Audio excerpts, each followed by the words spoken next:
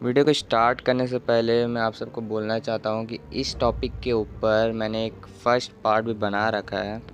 तो जिसने भी फ़र्स्ट पार्ट नहीं देखा है वो सबसे पहले जाके इसका फ़र्स्ट पार्ट देख ले, जिसकी मदद से आपको वीडियो को समझने में आसानी होगी।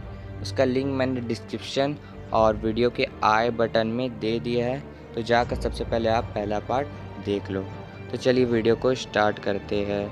जैसा कि मैंने आपको पहला पार्ट में बताया था कि एरिया 51 में बहुत से बड़े बड़े रिस्ट्रिक्शन हैं और एक बॉब लिज़ार नाम का आदमी जो दावा करता था कि वो काम करता था वहाँ पहले, वैसे ही एक रॉबर्ट लिज़ार नाम का आदमी वहाँ एनर्जी डिपार्टमेंट में काम करने का दावा करता है। एनर्जी डिपार्टमेंट में वो यूएफओ के एनर्जी को हार्नेस करता था एक लार्ज हार्नेसर के ज़रिए।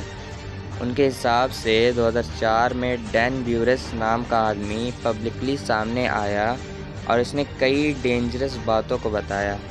उसने ये दावा किया कि वो एलियन वायरसेस को एलियन की बॉडी से निकालता था और उसके हिसाब से उसने एक एलियन से कंप्यूटर लैंग्वेज के ज़रिए कम्युनिकेट भी किया था, जिस एलियन का नाम था जे रॉड। और एक स्टोरी के हिसाब से वैली कैसाजा और बॉब फ्रस्ट एरिया 51 में काम करते थे और उन्हें अचानक से इलनेस होने लगी।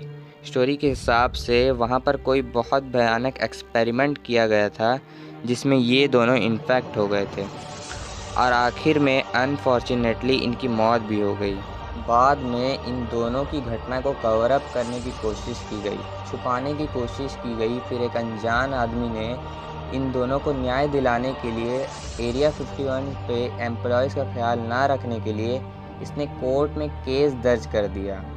और उस समय तो एरिया 51 को रियल ही नहीं माना जाता था, मतलब आम जनता के लिए एरिया 51 एग्जिस्ट ही नहीं करता था, इसलिए उसे कोर्ट ने भी टाल दिया।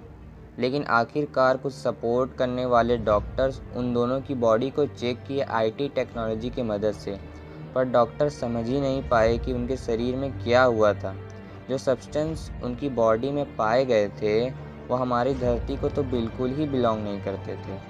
और ये आज तक एक मिस्ट्री है कि एलियन चीज़ या वो कौन से वायरस थे जिसकी वजह से ये दोनों लोग इन्फेक्ट हुए थे और इनकी मौत हो गई थी। कई एनॉर्मस लोग के हिसाब से एरिया 51 में ऐसे कई टेक्नोलॉजी यूज़ होते हैं जो पूरी दुनिया में किसी के पास नहीं है, और सारी टेक्नोलॉजी उसी एलियंस की यूएफओ से सीख कर बना हुआ है। वो सब क्रैश मटेरियल को ले जाकर वहाँ स्टडी करते थे। एरिया 51 के बारे में कुछ भी कहीं कंफर्म फैक्ट नहीं है, पर एक चीज़ कंफर्म है कि इस एरिया के बारे में यहाँ वेपन टेस्टिंग और एयरप्लेन की टेस्टिंग होती थी, क्योंकि ये जगह सामान्य जनता से बहुत दूर थी और एक सुनसान जगह पर एग्जिस्ट करती थी। इसलिए यहाँ पर अगर कुछ गलत भी हुआ, प्लेन टेस्टिंग फेल हुई, तो उस समय जनता को कोई भी फ़र्क या कुछ भी नुकसान नहीं पहुँचेगा। और ये पूरा जगह बड़े बड़े माउंटेन से घिरा हुआ है, मतलब एक perfect location for all the secret experiment. साल 2014 में फेमस वाइड मैगज़ीन ने ये रिपोर्ट किया कि एरिया 51 के सामने एक ऐसे ही प्लेन को उड़ते हुए देखा गया जो कि अपने टाइम से बहुत ही ज़्यादा आगे थी टेक्नोलॉजी के मामले में। जो लोग उसे देखे उनके हिसाब से उसमें कलर एडाप्टेशन टेक्नोलॉजी थी, मतलब वो सराउंडिंग के हिसाब से अपना कलर बदल सकते थे। इसका मतलब वो गायब हो सकती थी, मतलब वो जाएगी तो ज़रूर लेकिन किसी को दिखेगी नहीं, क्योंकि वो बादल का रूप ले लेगी अकॉर्डिंग टू सराउंडिंग। तो इसका मतलब वेपन टेस्टिंग आज भी इस एरिया में जारी है। मे बी अगर आप इस जगह पे जाओगे तो आप उसके मेन बेस, यानी जो एरिया 51 का मेन बेस है, उसके क्लोज भी नहीं जा पाओगे, क्योंकि उसके मेन बेस से 16 किलोमीटर पहले ही आपको ये बोर्ड दिखेगा जिसमें लिखा रहेगा कि इस लाइन के आगे जाना मना है। और वहाँ पर कई रियल टाइम सिक्योरिटी कैमरा भी लगे हुए हैं और टावर्स पे बैठे लोग जो 24 घंटे 7 दिन यहाँ की देख रेख करते हैं। और जैसे कि मैंने आपको बताया, इस जगह का फ़ोटो क्लिक करना भी मना है। जैसे कि आप इस बोर्ड पर देख रहे हो और आप यकीन नहीं करोगे कि इस एरिया के चारों तरफ मैग्नेटिक सेंसर लगे हुए हैं जो कि इस एरिया के आसपास आने वाली व्हीकल्स और एयर व्हीकल्स को सिग्नल देकर रोक देती है और व्हीकल्स की स्पीड को ट्रैक करती है और वो सारी इंफॉर्मेशन वहाँ की सिक्योरिटी टीम तक जाती है।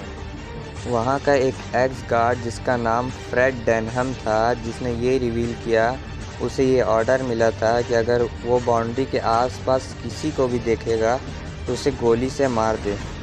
आपको पता है कि BBC टीम डॉक्यूमेंट्री बनाने के मामले में सबसे टॉप कंपनी है, तो ये भी एरिया 51 में घुसकर वहाँ डॉक्यूमेंट्री बनाना चाहती थी और पूरी की पूरी BBC टीम वहाँ गई थी। पर जैसा कि आप अंदाज़ा लगा सकते हो, उन्हें रोक दिया गया और वहाँ से वापस भेज दिया गया। नहीं, ये एक्चुअल में इससे ज़्यादा कुछ हुआ था। उन सारे मेंबर को अरेस्ट कर लिया गया और घुटनों के बल करीबन 3 घंटे तक बैठाया गया था, जब तक उनकी आइडेंटिटी कार्ड का प्रॉपर वेरिफिकेशन नहीं हुआ। और यहाँ तक कि उन्हें कई डॉलर्स का फ़ाइन भी भरना पड़ा था और एक्सप्लेनेशन मांगने पर एक्सप्लेनेशन कोई नहीं देता। सिर्फ यही बताया जाता है कि वो वेपन टेस्टिंग लोकेशन है। पर दुनिया में तो ऐसे हज़ारों लोकेशन हैं, पर किसी पब्लिक ने आज तक क्वेश्चन नहीं किया। पर ना जाने एरिया 51 में ही क्यों। लोगों का तो ये भी मानना है आज भी एक्सटर्नल टेरेस्ट्रियल बॉडी और UFO का एक्सपेरिमेंट किया जाता है और आज भी वहाँ के ज़मीन के ऊपर सब कुछ शांत दिखता है, पर अंडरग्राउंड में ह्यूज लेवल का टेक्नोलॉजिकल बेस आज भी मौजूद है। अगर वीडियो अच्छी लगी तो वीडियो को लाइक कर दे और साथ ही साथ अपने फ्रेंड्स और फैमिली मेम्बर के साथ शेयर कर दे और हमें कमेंट सेक्शन में ये बता दे कि आपको वीडियो कौन सा पार्ट सबसे अच्छा लगा। मिलते हैं हमारे नेक्स्ट वीडियो में, तब तक के लिए गुड बाय।